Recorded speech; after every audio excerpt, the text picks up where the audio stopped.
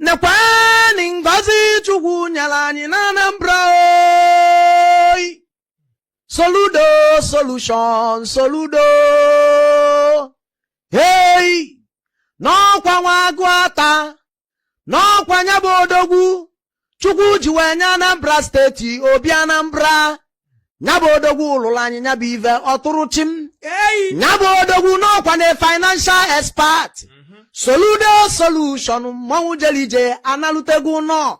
Ewu chimo na nya bụ infrastructure. No wetelu nya bụ ive ọ dị ka akpụrụ akpụ na Anambra.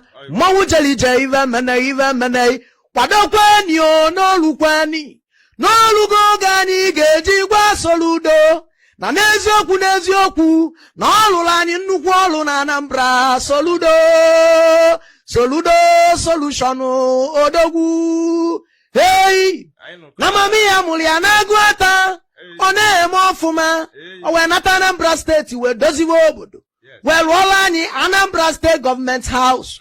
Ya bụ na o wee tụrụ chim, na ọ lụsilie ike, na ọ fụrụ nya bụ ife, na agwara ya nya bụ ife, o wee ṅụọ iyi wee sị na ọ ya eme nya bụ ife, na ọ lụsiri nya bụ projekti, na nya bụ projekti na awụ akpata oyi na-arụ. Soludo solution,